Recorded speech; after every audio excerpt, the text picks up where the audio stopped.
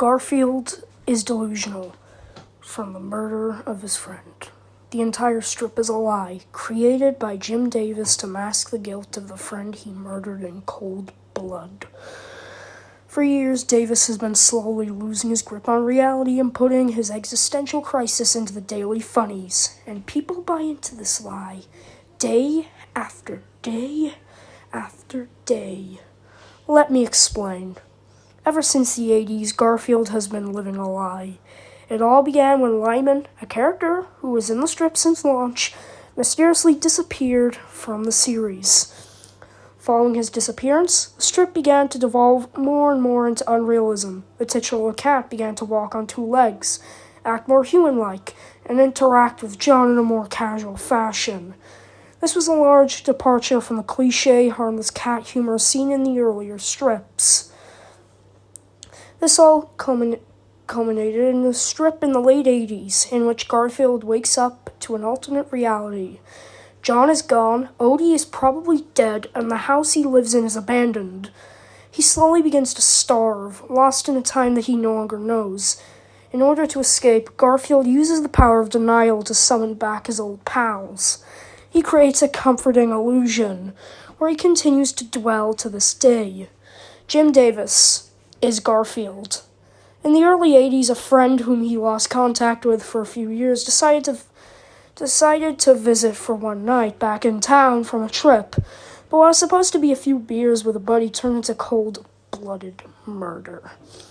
Jim became downright murderous when his friend reminded him of childhood memories that were best left forgotten, memories of abuse, memories of violence. It was too much for Davis. He broke down, fueled by alcohol, and began to repeatedly bash in the skull of his friend with a beer bottle.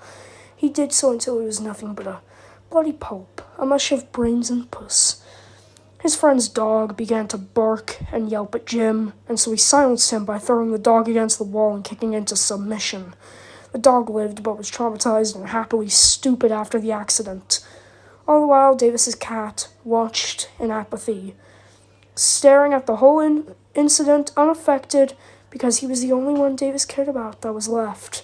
He began to treat his cat as a person, talking to him, letting him eat at the table. He became insane. In 1989, a breaking point was reached. His cat died and Davis was all alone. His dead friend's dog had run off and since found a loving home with a 3-person family a few counties down, where the dog lived out the rest of its days. Being alone, Davis crafted the demented Alone Garfield strips. He demonstrated his ability to conjure an illusion, a lie, because the truth was too ugly. To this day, Davis lives this lie in his own head.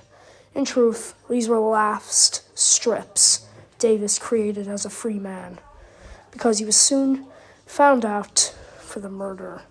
From an institution, he writes the strips, giving out the occasional intro that is uncharacteristically happy.